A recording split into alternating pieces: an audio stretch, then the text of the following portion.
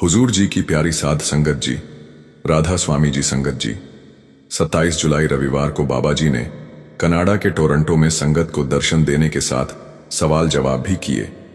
इस दौरान हुजूर जी भी बाबा जी के साथ ही थे। 26 जुलाई के सवाल जवाब हमने पहले ही पोस्ट कर दिए थे। संगत चाहे तो खुशी से सुन सकती है, लिंक डिस्क्रिप्शन में दे दिया है। संगत जी, रविवार 27 जुलाई को टोरंटो में किसी ने एक ऐसा सवाल कर दिया कि अगर इस सवाल को बेहुदा सवाल कहा जाए तो कोई गलत बात नहीं होगी, और इस सवाल को सुनकर वहां बैठी संगत को भी बहुत बुरा लगा था। और इस सवाल के जवाब में बाबा जी ने यह भी कह दिया कि आगे से मैं कभी कनाडा नहीं आऊंगा और हुजूर जी को ही भेज दिया करूंगा। क्या था वह सवाल और किसने पूछा था, पूरी बात आपको इसी वीडियो में हम बताएंगे। आइए अब देर ना करते हुए शुरू करते हैं 27 जुलाई के सवाल जवाब। एक बहन ने बाबा जी से बड़े विनम्र भाव से कहा, बाबा जी, आपने मुझे अच्छी संतान दी, एक अच्छा जीवन साथी दिया, मेरे जीवन में सब कुछ अच्छा चल रहा है, मैं इसके लिए दिल से आपका शुक्रिया अदा करती हूं। बाबा जी ने मुस्कुराते हुए झट से छुटकी ली और पूछा, क्यों बेटा, सासू मां से अनाबन चल रही है? क्या तूने सासू मां का नाम नहीं लिया? वो अच्छी नहीं है क्या? इस बात पर संगत बहुत हंसी। फिर वो बहन हंसते हुए बोली, नहीं बाबा जी, वो भी बहुत अच्छी है।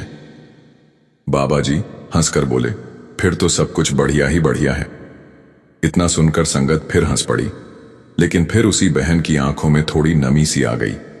वह थोड़ी भावुक होकर बोली, बाबा जी, जब कोई कुछ कह देता है, चाहे वह सही ही क्यों ना हो, तब भी मुझे बहुत चोट लगती है। मैं बहुत जल्दी दुखी हो जाती हूं। मैं क्या करूं? बाबा जी ने बड़े प्यार से एकदम सहज लहजे में कहा, बेटा, एक कहानी सुन, शायद तुझे कुछ समझ आए। एक बार एक बाप और उसका बेटा एक गधे के साथ सफर पर निकले। बेटा पैदल चल रहा था और बाप गधे पर बैठा था।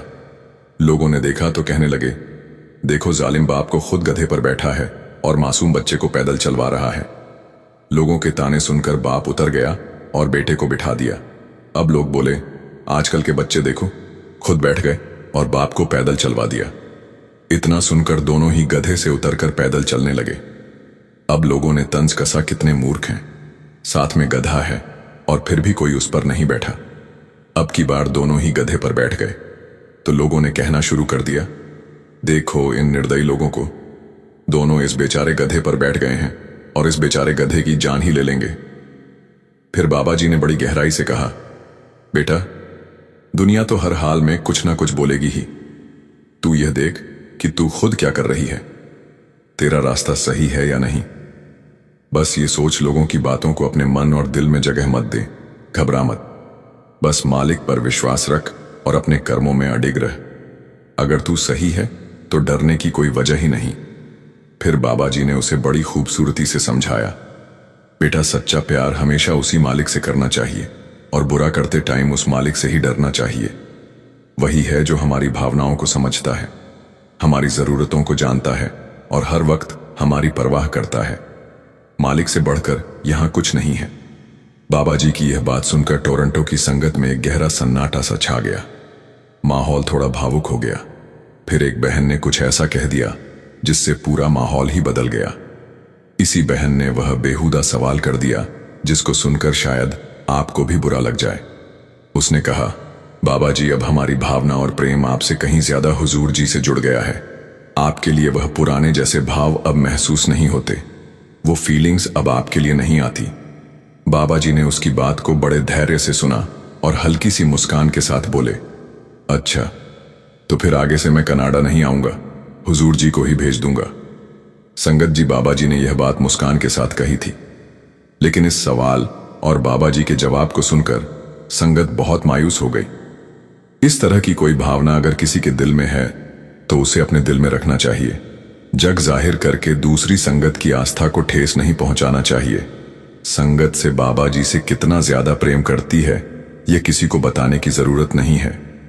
इस सवाल और जवाब के बाद कुछ संगत जन वहीं बैठे बैठे रोने लगे और जो बहन सवाल पूछ रही थी उस ओर सबकी निगाहें मुड़ गईं, जैसे सबने एक ही बात सोची हो। यह कैसा सवाल था? फिर एक लड़का बोला, बाबा जी, मैं 2014 से लेकर अब तक हर बार यही कोशिश करता रहा हूं कि एक बार आपके सामने शब्द पढ़ सकूं, लेकिन हर बार जब स्टेज पर जाने की बारी आती है मुझे रोक दिया जाता है। मैं केवल 2 लाइनें पढ़ना चाहता था। बाबा जी मुस्कुराए और बोले, बेटा मेहनत करते रहो, जो सच्चे दिल से चाहा है उसका वक्त जरूर आएगा। फिर उस लड़के ने वहीं खड़े खड़े 2 पंक्तियां सुना दी और फिर हंसते हुए सवाल किया, बाबा जी अगर मेरी उम्र 22 हो गई तो क्या करूं? बाबा जी ने संगत की तरफ देखकर मुस्कुराते हुए कहा, भाई साहब ने जैसे शब्द पढ़ा, क्या वह 22 साल के लग रहे थे? इतना सुनते ही संगत जोर जोर से हंस पड़ी। फिर एक लड़का बोला, बाबा जी मैं बहुत उलझनों में रहता हूं, जब भी किसी बात को लेकर मन में सोचता हूं तो है कुछ भी ठीक नहीं होता, मैं क्या करूं? बाबा जी ने उसे बड़ी सहजता और स्पष्टता से कहा, बेटा जो भी करना है पहले उसे अपने मन में साफ साफ तय कर ले। जो सोच लिया है उस पर अडिग रहो। एक बार निर्णय ले लिया तो फिर उसमें डगमगाना नहीं। नकारात्मक सोच से दूरी बना लो। अपने विचारों को साफ रखो और हर दिन खुद को बेहतर बनाने की कोशिश करते रहो। फिर बाबा जी बोले, जो कुछ भी हमें मिलेगा वह हमारे कर्मों के ही फल होंगे, इसलिए अपने कर्मों पर ध्यान दो, भजन सिमरन करो, नाम की कमाई करो। उसके बाद बाबा जी ने हुजूर महाराज जी के एक सत्संग का जिक्र किया। बोले, हुजूर जी अक्सर कहते थे, नाम दान ही हमारी असली पूंजी है, यही हमारी सबसे बड़ी दौलत है। बाकी जो कुछ भी इस संसार में है वह सब एक भ्रम है, एक छलावा है। फिर किसी ने भजन सिमरन से जुड़ा सवाल किया। बाबा जी ने इस पर जवाब देने के लिए हुजूर जी को कहा तो हुजूर जी ने उस सवाल पर एकदम गंभीर होकर जवाब दिया। हुजूर बोले, अगर तुम्हें भजन सिमरन करते हुए कोई आत्मिक अनुभव होता है, कोई विशेष अनुभूति होती है, तो उसे अपने अंदर ही रखो। उसे दूसरों के साथ बांटने की कोई जरूरत नहीं। उसे अपने भीतर संजो कर रखो, उसे पचा जाओ। हुजूर बोले, बाबा जी हमेशा हमें यही समझाते आए हैं कि आत्मिक अनुभव एक अमूल्य निधि है, उसे भीतर ही सहेज कर रखना चाहिए। बाहर व्यक्त करने से वह भीतर की रोशनी फीकी पड़ सकती है। फिर एक भाई बोला, बाबा जी आपने मुझे फौज में सेवा दी है। मैं और मेरी पत्नी हमेशा यही सोचते थे कि एक दिन आप हमारे पास आएंगे, हम आपको शहर दिखाएंगे, घूमेंगे। लेकिन फिर मेरे इलाके में जबरदस्त फायरिंग हुई, मेरा कमरा भी गोलियों की चपेट में आ गया। लेकिन बाबा जी उस आग और डर के बीच आपने ही मुझे बचाया। मैं तहे दिल से शुक्रगुजार हूं। बाबा जी ने बड़े शांत स्वर में कहा, बेटा यह तो तेरा विश्वास है, जब मालिक ने साथ देना हो तो कोई कुछ नहीं बिगाड़ सकता। जाको राखे साइयां मार सके ना कोई। बेटा जिसे मालिक बचाना चाहता है उसे कोई नहीं छू सकता, और जिसे बुलाना हो उसे कोई रोक भी नहीं सकता। यह सब उसी की मेहर है। फिर एक भाई ने कहा, बाबा जी दुनिया के लोग बहुत बदल गए हैं। आजकल के रिश्तों में वह सच्चाई, वो विश्वास नहीं रहा जो पहले हुआ करता था। आज के रिश्ते स्वार्थ के रिश्ते हैं। बाबा जी ने बड़े शांति से कहा, बेटा हुजूर कहाँ करते थे, यह दुनिया और इसके रिश्ते यह सब स्वार्थ के रिश्ते हैं। लेकिन जब तक हम शरीर के दायरे में हैं तब तक इन रिश्तों की जिम्मेदारी भी निभानी है। लेकिन हमें मालिक को कभी नहीं भूलना। हमारा असल रिश्ता उस मालिक के साथ है, वही है जो हमारा साथ निभाएगा। फिर एक बहन ने पूछा, बाबा जी क्या नाम दान लेने के बाद जीवन आसान हो जाता है? बाबा जी ने समझाया, बेटा नाम दान एक जिम्मेदारी है, और अगर हम इस जिम्मेदारी को अच्छे से निभाएंगे तो हमारे अंदर वो ताकत आने लगेगी कि हम जीवन के कष्टों से नहीं घबराएंगे। और जब हम अंदर से मजबूत हो जाएंगे तो जीवन आसान हो जाएगा। लेकिन अगर नाम की कदर ना की तो फिर हमें आगे चलकर भुगतान करना पड़ेगा। फिर एक बहन बड़ी भावुक होकर बोली, बाबा जी आपने मुझे 2 बच्चे दिए, मैं तहे दिल से आपका शुक्रिया अदा करती हूं, मगर आज मैं अरदास लेकर आई हूं। मेरी एक बच्ची को डायबिटीज है, बाबा जी कृपा करो। बाबा जी बोले, बेटा देखो, हर किसी को मालिक ने किसी खास मकसद से इस धरती पर भेजा है। इंसान तो बस एक जरिया है। हमारी जिम्मेदारी है कि हम पूरी कोशिश करें, हार ना माने। आज की साइंस बहुत आगे बढ़ चुकी है, इलाज भी बहुत तरीके से हो रहे हैं। तो बेटा उम्मीद मत छोड़ो, इलाज करवाओ, प्रार्थना करो, लेकिन मन से हार मत मानो। जब तक कोशिश करोगे मालिक साथ देगा, रुकने से कुछ नहीं होता। फिर एक बहन ने बाबा जी से पूछा, बाबा जी क्या सेवा सिमरन की जगह ले सकती है? बाबा जी मुस्कुराकर बोले, बेटा, असल में सबसे ऊंची सेवा तो भजन सिमरन ही है। यही तो हमारी असली ड्यूटी है। बाकी जो हम बाहर सेवा करते हैं वह भी जरूरी है, लेकिन वह सिर्फ माहौल बनाने के लिए है, ताकि मन तैयार हो जाए। मगर जो भीतर की सेवा है, जो नाम की कमाई है, वही असली कमाई है। इसीलिए कहा गया है, ए सेवा चाकरी नाम वसे मनाए। इसलिए भजन सिमरन को कभी ना छोड़ना। फिर एक भाई ने सवाल किया, बाबा जी, जब यह पूरी दुनिया भगवान ने बनाई है, तो फिर पैसे जैसी चीज का इसमें क्या काम? क्या यह जरूरी था? बाबा जी ने बहुत सरलता से समझाया, बेटा, पैसे में कोई बुराई नहीं है। बुराई हमारी सोच में होती है। लोहे से हम सुंदर बर्तन भी बना सकते हैं और खतरनाक हथियार भी। तो दोष तो लोहे का नहीं हुआ, दोष तो उस सोच का हुआ जो उसे किस दिशा में इस्तेमाल करती है। पैसे से हम जरूरतें पूरी कर सकते हैं, लेकिन अगर उसे लोभ में बदल दें तो वही पैसा हमें भटकाता है। फिर इसी भाई ने पूछा, बाबा जी, कई लोग पैसे की दौड़ में मालिक को ही भूल जाते हैं। बाबा जी ने एक पल चुप रहकर जवाब दिया, बेटा, जब इंसान में अहंकार आ जाता है तो वह सब कुछ भूल जाता है, यहां तक कि उस मालिक को भी जिसने इंसान को सब कुछ दिया है। लेकिन याद रखना, इस शरीर से कुछ भी साथ नहीं जाएगा। अंत में अगर कुछ बचेगा तो बस नाम की कमाई। वो भजन सिमरन जो इंसान ने दिल से किया है, वही असली पूंजी है। बाकी सब यहीं रह जाता है। इसके बाद एक भाई ने पूछा, बाबा जी, जब कोई हमारे साथ गलत व्यवहार करता है या बुरा बोलता है तो हमारे मन में भी बहुत खराब बातें आ जाती हैं। गालियां तक सोचने लगते हैं। क्या ऐसा सोचना भी कर्म बनता है? बाबा जी ने हल्के से सिर हिलाते हुए कहा, बेटा, सोचने से कर्म तो नहीं बनते, लेकिन महापुरुष हमेशा यही समझाते हैं कि ऐसी नकारात्मक सोच को मन में टिकने भी मत दो, क्योंकि अगर हम उन्हें मन में जगह दे देंगे तो धीरे धीरे वह सोच हमारी करनी बन जाएगी। इसलिए पहले ही सोच पर नियंत्रण रखना सीखो। अगला सवाल किसी बहन ने पूछा, बाबा जी, मन को शांत कैसे किया जाए? बाबा जी ने समझाया, बेटा, मन की बेचैनी की जड़ हमारी ही डाली हुई आदतें हैं। हमने ही इसे हर चीज की लालच और चाहत में उलझा दिया है। जब तक हम इसकी इच्छाओं को पूरा करते रहेंगे, यह हमें चैन नहीं लेने देगा। इसीलिए गुरु में भी आया है ना, सुख विच गृहस्थ न सुख छट गया, सुख है विच विचार दे संता शरण पया। मालिक ने हमें विवेक दिया है, समझ की ताकत दी है। हमें सोच कर तय करना होगा कि अपने मन को हमने अच्छे विचारों से भरना है या गलत आदतों से। चुनाव हमारे हाथ में है। फिर एक बुजुर्ग ने पूछा, बाबा जी, असली खुशी किस चीज में है? बाबा जी ने बहुत सहजता से मुस्कुराते हुए उत्तर दिया, बेटा, सच्ची और टिकाऊ खुशी तो केवल उसी वक्त मिलती है जब हम मालिक की रजा में जीना सीख जाते हैं। जब हम उसके हुक्म को अपना मान लेते हैं तो दिल में जो संतोष आता है वही असली सुख है। बाहर की दुनिया में जो कुछ भी है वह सब तो पल भर के लिए है, लेकिन असली आनंद तो बस मालिक के बहाने में है। फिर एक शख्स ने कहा, बाबा जी, मेरा कोई सवाल नहीं है, मैं तो बस आपकी रहमत चाहता हूं। बाबा जी मुस्कुराए और बोले, बेटा, कृपा तो मालिक की हमेशा से है, वह तो लगातार दे रहा है। दे दे लेंदे थक पाए जुगाजगा खाही। बस बात इतनी सी है कि हम उसकी दी हुई नेमतों की कदर करना सीखें जो मिला है। अगर उसकी कदर ना की तो एक दिन वह भी हाथ से चला जाएगा। फिर एक बीवी ने पूछा, बाबा जी, क्या हमें पंडितों के पास मंदिरों में जाना चाहिए? बाबा जी ने बड़ी सहजता से जवाब दिया, बेटा, मालिक तो एक ही है। रास्ते चाहे अलग अलग हों, मंजिल तो सबकी वही है। हां, कुछ लोग बाहरी साधनाओं में ज्यादा विश्वास रखते हैं, पर हर साधना का कोई मकसद होता है। फिर भी ध्यान इस बात पर देना चाहिए कि असली मिलाप तो भीतर से होगा, बाहर से नहीं। सब कुछ अंदर है, बस उसे तलाशना है।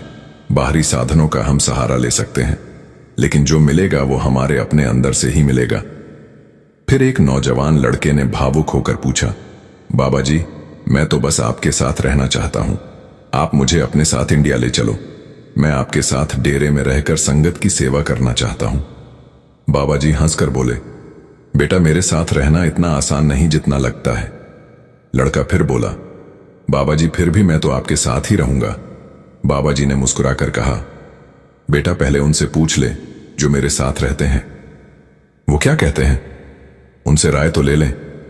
यह सुनकर सारी संगत हंसने लगी थी। फिर किसी ने सवाल किया, बाबा जी, जागरणों में जो चौकियां लगती हैं, क्या वे सच्ची होती हैं? बाबा जी ने समझाया, बेटा, हर किसी का मालिक की भक्ति करने का अपना तरीका होता है। किसी को शोर में भी सुकून मिलता है और किसी को भक्ति के लिए शांत जगह चाहिए। लेकिन सच तो यह है कि जो भी मिलना है वह भीतर से मिलेगा। इसलिए सच्चा ध्यान भजन सिमरन पर लगाओ, वही असली मिलन है। फिर एक लड़की ने पूछा, बाबा जी, मेरा पढ़ाई में बिल्कुल मन नहीं लगता। बाबा जी हंसते हुए बोले, बेटा, मेरा भी कहां पढ़ाई में मन लगता था। मुझे मेरी मां ने डंडे के जोर से पढ़ाया था और वही तरीका मेरे ऊपर कारगर रहा। इतना सुनते ही संगत बहुत हंसी थी। फिर एक भाई ने बाबा जी से पूछा, बाबा जी, मेरे दोस्त ने मेरे साथ धोखा किया है, क्या मुझे उससे बदला लेना चाहिए? बाबा जी ने बड़े प्रेम से उत्तर दिया, बेटा, उसने जो भी किया वह अपने कर्मों के लिए किया। अब तुम अगर उसी राह पर चलोगे तो फिर तुम दोनों में क्या फर्क रहेगा? अगर हम दूसरों की गलतियों को अपनी प्रतिक्रिया से जवाब देंगे तो हम भी उसी स्तर पर उतर आएंगे। बेहतर यही है कि तुम अपने कर्मों पर ध्यान दो और मालिक के आगे सिर झुकाओ। जो जैसा करेगा मालिक उससे वैसा ही हिसाब भी लेगा। फिर एक लड़की ने पूछा, बाबा जी, जब हम किसी पार्टी में जाते हैं और अगर वहां पर केक में अंडा हो और हम खा लें तो क्या हमें उसका फल भुगतना पड़ेगा? बाबा जी ने बड़ी स्पष्टता से कहा, बेटा, हां, बिल्कुल भुगतना तो पड़ेगा। जब हमें पता हो कि किसी चीज में कुछ गलत मिला हो सकता है तो पूछना चाहिए। अगर पूछ नहीं सकते तो उस चीज से बचना चाहिए। अगर बिना सोचे समझे खा लिया तो उसका असर तो होगा ही। कर्म चाहे गलती से ही क्यों ना हुआ हो, उसका भुगतान करना ही पड़ेगा। इसलिए तो कहा जाता है कि विवेक से काम लो और सोच समझकर कर्म करो। फिर एक बुजुर्ग ने बड़ी श्रद्धा से पूछा, बाबा जी, मेरे अंदर जो रुकावट है कृपया उसे दूर कर दीजिए। एक जगह पर पहुंचकर मैं रुक जाता हूं और आगे नहीं बढ़ पाता। बाबा जी ने गहराई से उत्तर दिया, बेटा, जो रुकावटें हैं वो हमने खुद अपने भीतर बनाई हैं। मालिक ने तो हमारे लिए रास्ता बिल्कुल साफ रखा है। समस्या यह है कि हम सब कुछ तुरंत चाहते हैं। कई जन्मों के कर्म एक पल में खत्म नहीं होते। हम कोई स्विच नहीं है जिसे ऑन या ऑफ कर दें। हमें धैर्य रखना है और मालिक की रजा में जीना है। अगर हम हड़बड़ी करेंगे तो खुद को ही तकलीफें देंगे। फिर एक लड़की ने भावुक होकर कहा, बाबा जी, मैं यहां टोरंटो में पढ़ाई करने के लिए आई हूं और इंडिया में मेरी मम्मी हमेशा मेरी चिंता करती हैं। बाबा जी ने मुस्कुराते हुए कहा, बेटा, मां बाप की फितरत ही ऐसी होती है। जब तक बच्चे अपने पैरों पर खड़े नहीं हो जाते उनका मन बेचैन रहता है। जब तुम पढ़ लिख कर आत्मनिर्भर बन जाओगी तब उनका मन भी शांति पा जाएगा। फिर एक लड़की ने कहा, बाबा जी, मैं अगले महीने कनाडा से ऑस्ट्रेलिया जा रही हूं, पर आपसे दूर नहीं रह सकती। कृपया वहां भी आप मेरे साथ रहना। बाबा जी ने बहुत प्यार से कहा, बेटा, मालिक कभी किसी का साथ नहीं छोड़ता। साथ तो हम छोड़ देते हैं, हम ही उसे भुला देते हैं। अगर तुम मालिक को याद रखोगी तो वह हर जगह तुम्हारे साथ रहेगा, चाहे तुम कहीं भी जाओ। फिर एक भाई ने पूछा, बाबा जी, जब कोई आपकी तस्वीर का अपमान करता है तो हमें क्या करना चाहिए? बाबा जी ने बड़े ही संतुलित तरीके से कहा, बेटा, उस पर कोई प्रतिक्रिया देने की जरूरत नहीं है। अगर कोई तुम्हें गाली दे तो तुम पलटकर गाली देना शुरू कर दो। फिर तुम में और उस व्यक्ति में फर्क ही क्या रह जाएगा? जानवर भी प्रतिक्रिया देते हैं, लेकिन इंसान वही है जो खुद को संयमित रखे। ऐसे में चुपचाप निकल जाना ही सबसे समझदारी है। फिर एक भाई ने पूछा, बाबा जी, आप कहते हैं कि मन को काबू में करो, लेकिन अगर नामदान नहीं मिला तो मन को कैसे नियंत्रित करें? बाबा जी ने समझाया, बेटा, मन को साधने के लिए हमारे पास शास्त्र, ग्रंथ और संतों की वाणी है। उन्हें पढ़ो, समझो, अपने मन को ज्ञान से मजबूत बनाओ। जैसे जैसे मन जागरूक होगा भटकना खुद ही कम हो जाएगा। फिर एक लड़की ने सवाल किया, बाबा जी, क्या हमें अपनी गलतियां अपने माता पिता से छुपानी चाहिए? बाबा जी ने बहुत ही स्पष्टता से कहा, बेटा, पहली बात तो यह कि ऐसी गलतियां करनी ही नहीं चाहिए जिनसे हमें डर लगे कि माँ बाप को कैसे बताएंगे। माँ बाप हमारे दुश्मन नहीं हैं, हमें उनसे कुछ छुपाना ही क्यों है? अगर छुपाओगे तो बोझ भी तुम्हारे ही मन पर रहेगा। फिर एक भाई ने पूछा, बाबा जी, अगर हमसे अनजाने में किसी जीव की हत्या हो जाए तो हमें बहुत बुरा लगता है। ऐसे में हमें क्या करना चाहिए? बाबा जी ने गहराई से कहा, बेटा, अगर कुछ गलती से हुआ है तो उसे बार बार सोचने से अच्छा है उससे कुछ सीख लो और आगे बढ़ो। अगर हम छोटी छोटी बातों में उलझे रहेंगे तो पूरी उम्र वहीं अटके रहेंगे। इसीलिए जो हुआ उससे सबक लो और आगे समझदारी से कर्म करो। संगत जी, सवाल जवाब को दूसरी संगत के साथ शेयर करना मत भूलिए और कमेंट में राधा स्वामी जरूर लिख दीजिए। और अगर अभी तक आपने इस चैनल को सब्सक्राइब नहीं किया है तो जरूर कर लीजिए। आप सभी को प्यार भरी राधा स्वामी जी।